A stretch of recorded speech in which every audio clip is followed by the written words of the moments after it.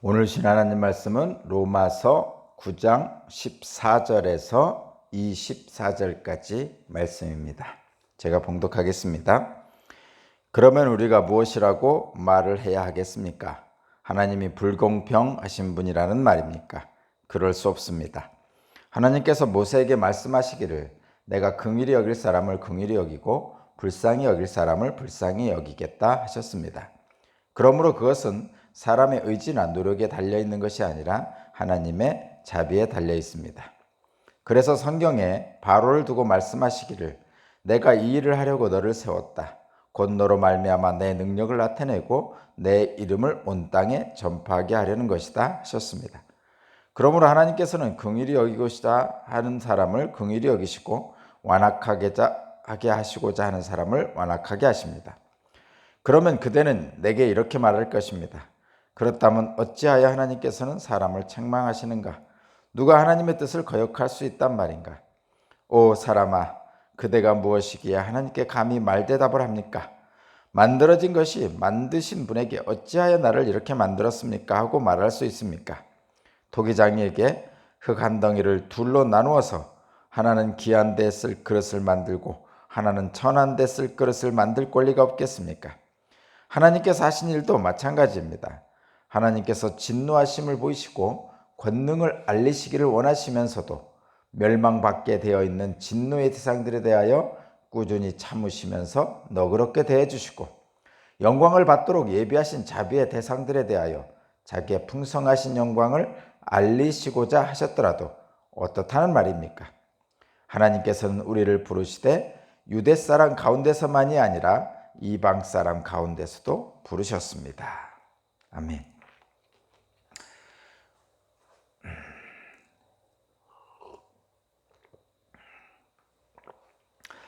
오늘 말씀의 제목은 선택받은 자가 누리는 긍휼과 은혜입니다. 선택받은 자가 누리는 긍휼과 은혜. 하나님의 절대 주권 아래에서 선택받은 자가 누리는 긍휼과 은혜입니다. 오늘 말씀도 하나님의 절대 주권에 대한 설명이 계속 이어지고 있습니다. 하나님의 절대 주권에 대한 설명을 바울 사도가 하는 데 있어서 약속의 자녀 이삭을 선택한 것, 또 야곱을 선택한 것에 대해서 설명을 했습니다. 이스마엘이 아닌 이삭, 에서가 아닌 야곱을 그들이 태어나기도 전에 이미 하나님께서 택하셨죠. 그러자 이렇게 말할 수 있는 거죠. 하나님 당신 마음대로 택하셨는데 택함을 받는 이스마엘, 이삭에서 야곱의 입장에서 볼 때 그거 공평합니까? 이렇게 물어볼 수 있는 거죠. 왜냐하면 이미 아무것도 행하기 전에 이미 태중에서 선택해버렸다 이런 얘기. 그러니까 인간이 할 일이 아무것도 없는 거죠. 그냥 하나님이 알아서 선택하셨어요. 그게 절대 주권에 의한 선택인데 그런 절대 주권에 의한 하나님이 선택한 것이 공평한 것인지에 대해서 의문을 제기할 수도 있다는 거죠. 그렇죠. 그런 얘기입니다. 그때 바울은 이렇게 대답을 하죠. 이러한 질문은 인간의 편에서 할 수 있는 질문이다. 그러나 주권자이신 하나님의 편에서 오면 그것은 물어볼 가치도 없다. 뭐 이렇게 표현하는 거죠. 한마디로 얘기하면. 그러니까 이삭을 택하고 야곱을 택하셨는데 하나님 마음대로 주권적으로 택하셨는데 그것이 공평합니까? 라고 물어보는 것에 대해서 하나님은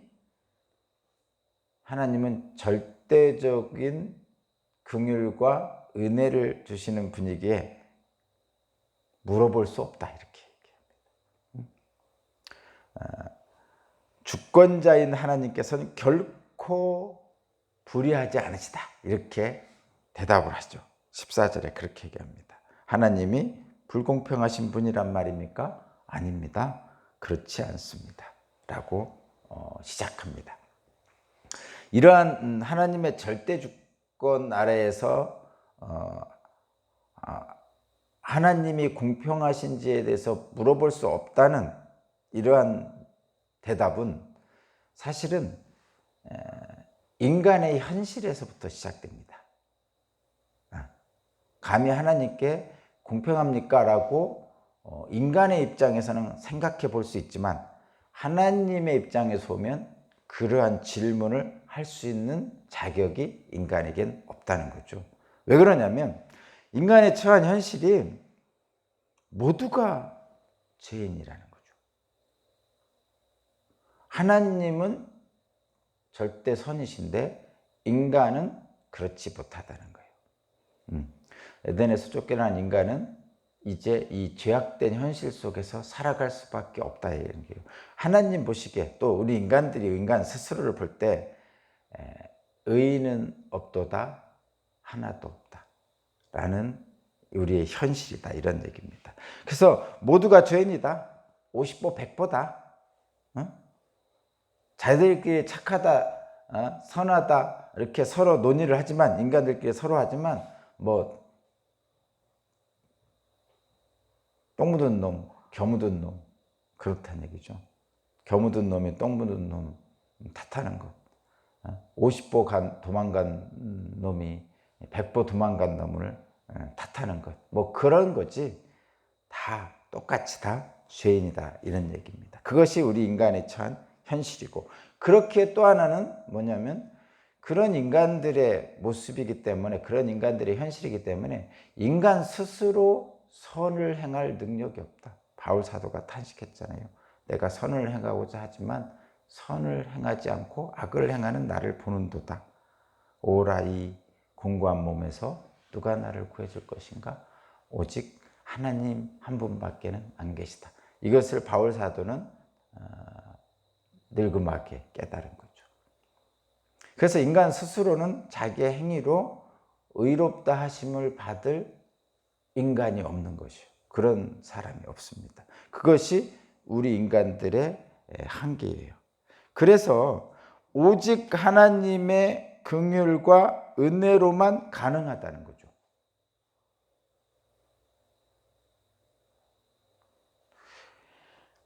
그것이 하나님의 절대 주권자인 하나님의 선택이라는 얘기입니다. 그럴 수밖에 없었다는 거죠. 하나님이 절대 주권적으로 선택할 수밖에 없었던 이유가 바로 그거는 얘기입니다. 심지어는 이렇게 말합니다.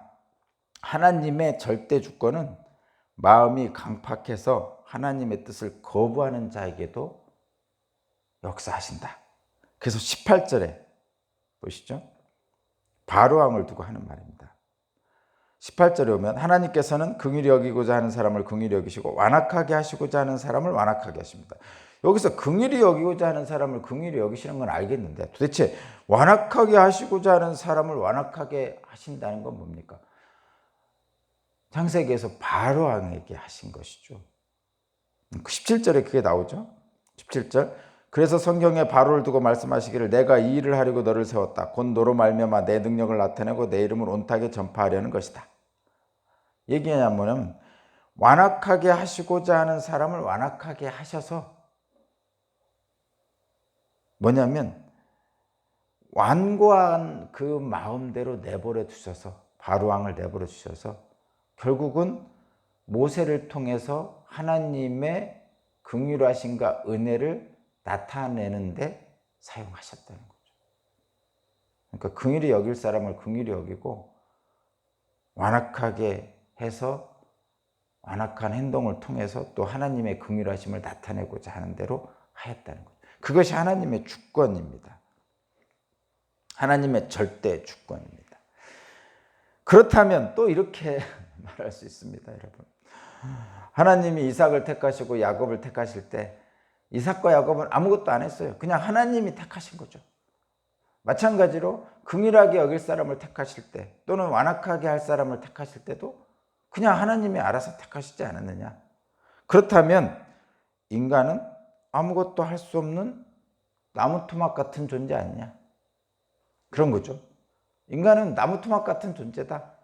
만약에 그렇게 하나님이 하신다면 이렇게 질문을 할 수도 있는 겁니다.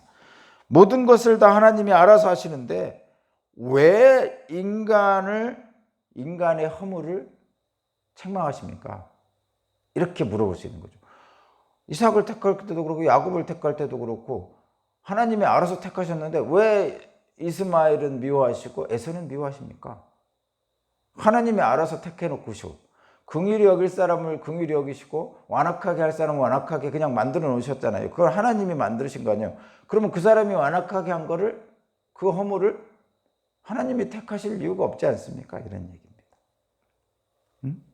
모든 것을 다 하나님이 알아서 하시는데 왜 인간의 허물을 심판하십니까? 모든 것을 하나님이 다 알아서 하시는데 인간이 하나님의 뜻을 거스를 수나 있습니까? 뭐 이런 거죠. 심지어는 하나님의 뜻을 거스를 수나 있습니까? 하고 반문할 수 있는 거죠. 생각해보면 그렇습니다.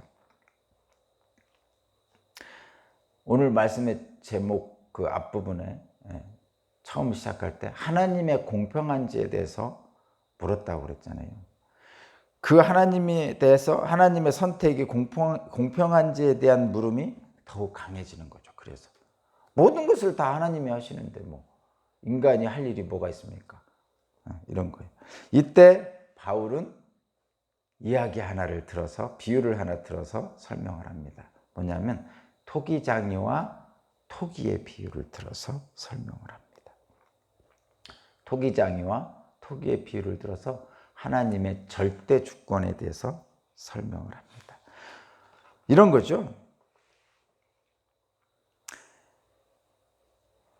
하나님의 이러한 절대 주권에 의한 자유로운 결정은 하나님의 절대적 주권적 결정은 이런 것이다 하면서 설명을 합니다.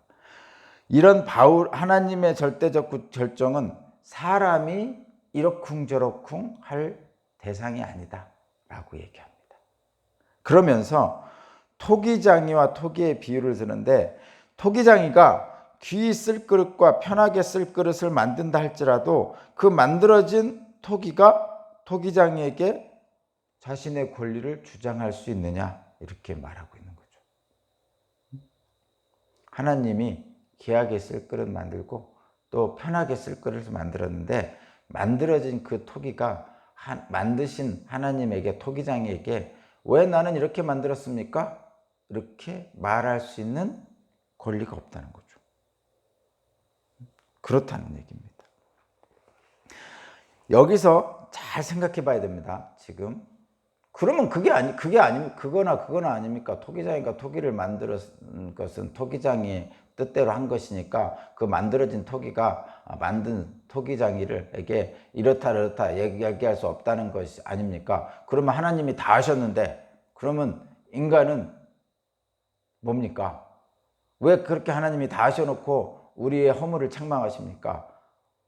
우리가 심지어는 하나님께서는 긍휼히 여길 사람을 긍휼히 여기고 완악하게 할 사람을 완악하게까지 만드셨는데 그럼 그 완악하게 하시려고 만든 그 완악한 사람은 왜 심판하십니까? 뭐 이런 얘기가 나오는 거죠.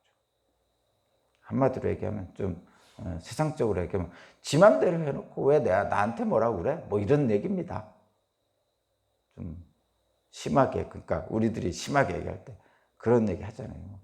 지 맘대로 다 해놓고 왜 나한테 뭐라고 그래? 뭐 이렇게 얘기하는 거하고 비슷한 불평이죠. 인간들의 불평. 근데 여기에서 우리가 잘 이 하나님의 뜻을 잘 생각해 봐요. 그러니까 지 맘대로 해놓고 왜 나한테 그래? 뭐 이것은 인간들이 보통 하는 얘기잖아요.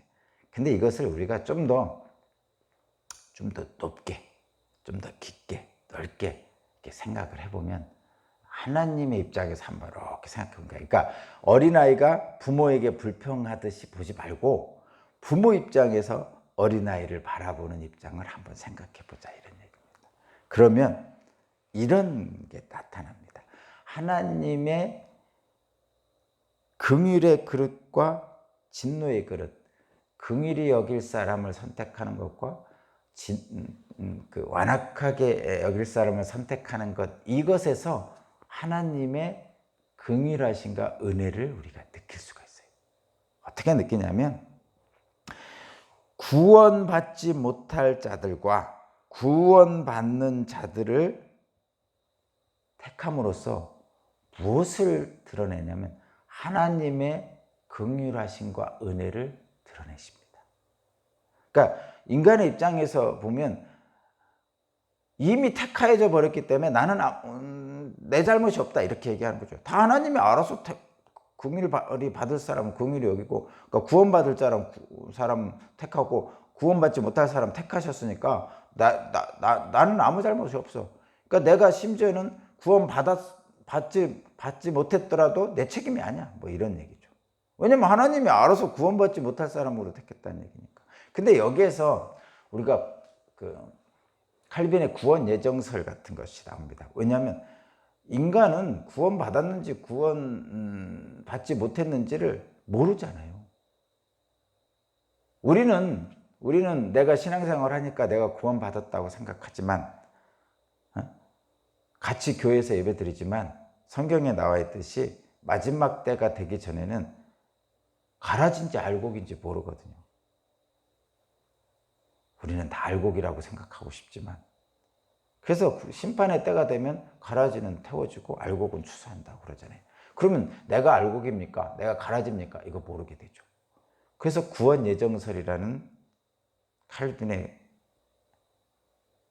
이론이 나오기 시작합니다. 근데 이 구원 예정설은 뭐 깊이 들어갈 건 없습니다. 하나님의 주권적 선택이라는 의미에서 나온 거예요, 사실은. 근데 이 구원 예정설을 인간의 입장에서 생각하면 뭔가 이유를 찾고 싶은 거예요. 내가 구원받았는지 구원 안 받았는지를 알고 싶잖아요, 우리는. 그래서 이유를 인간의 입장에서 자꾸 찾으려고 그럽니다. 어떻게 찾으려고 그러죠? 칼빈의 구원 예정설 속에서 인간의 입장에서 내가 구원받았는지 구원 안 받았는지를 찾고 싶어서 했던 것들이 뭐냐면, 내가 이 땅에서 잘 먹고 잘 살면 하나님의 구원해 주신 거야 라는 인간들의 잠정적인 결론에 이르게 됩니다. 우리들도 그런 생각 하잖아요. 저 사람은 교회 다니면서 복 받았어? 이런 걸 느낄 때, 저 사람은 병 걸렸다고 건강해졌어. 저 사람은 재물이 많아. 복 받아서. 저 사람은 복 받아서 자녀들도 잘 돼. 뭐 이런 게 기준이 되잖아요. 우리 인간들이 할 수 있는 기준이란 건 그런 것밖에 없는 거죠. 성공했어, 출세했어, 하나님의 은혜를 받아서 출세했어. 그러니까 저 사람은 성공하고 출세하고 건강하고 뭐 부러움의 대상이 됐으니까 분명히 그 이면에는 하나님이 저 사람을 구원해서 사랑해서 저렇게 될 걸 거야. 이렇게 우리 눈에는 보일 수밖에 없는 거죠. 그것이 인간들의 기준이잖아요. 구원 예정설이 그래서 나온 거예요. 너희들이 구원되었는지 안 되었는지를 모르니까 한번 너희들 스스로 확인해 봐라. 어떻게? 열심히 한번 하나님 신앙생활 하면서 복받는 삶을 산다면 너희들은 구원받은 거고, 그렇지 못하다면 구원받지 못한 것일 것이다. 이렇게 시작됩니다. 사실은 이 칼빈의 구원 예정설로부터 프로테스탄트 윤리라는 그런 것이 나왔고, 그래서 지금의 자본주의가 사실은 나왔어요. 돈을 열심히 버는 거죠. 그래서 내가 구원받았음을 증명하고 싶은 거예요, 사람들의 막. 근데 이런 것은 기본적으로 인간의 입장에서 바라본 거죠. 이유를 모르니까. 하나님의 절대 주권 왜 그렇게 하셨는지 모르니까 인간의 입장에서 그 이유를 찾아보고 싶어서 그런 쪽으로 추진을 한 겁니다. 그래서 결론은 완벽하지 않은 거죠, 이 구원 예정설은. 내가 구원받았는지 아닌지를 우리는 모르는데 그 이유를 찾아보려고 애쓰는 것 뿐이지 완벽하지 않은 거죠. 그렇다면 어떻게 봐야 되냐? 하나님은 누구를 긍휼히 여길지 누구를 완고하게 여길지를 선택하셨어요. 이스마엘과 이삭 중에 이삭을 선택하시고 에서와 야곱 중에 야곱을 선택하셨어요. 그러나 이유는 설명하지 않으셨어요. 근데 인간들은 이유를 찾고 싶어 합니다.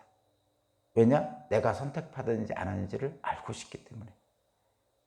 근데 분명히 거듭 말씀드리지만 하나님은 이유를 설명하지 않으셨어요. 그런데 그 안에서 하나님의 절대 주권 안에서 우리가 다시 한번 거듭해서 말씀드리지만 구원받은 자들과 구원받지 못한 자들을 선택했다는 것으로부터 하나님의 긍휼과 은혜를 나타내시고자 하는 것뿐이에요. 제가 성경을 통해서 하나님의 뜻이 뭘까? 왜 구원받은 자와 구원받지 못한 자를 나타내실까? 왜 긍휼히 여길 자와 긍휼히 완고한 자를 선택하실까? 왜 이스마엘과 이삭 중에 이삭을 선택하시고 왜 에서와 야곱 중에 야곱을 선택하실까? 그러면서 그 선택의 이유는 말씀해 주시지 않을까?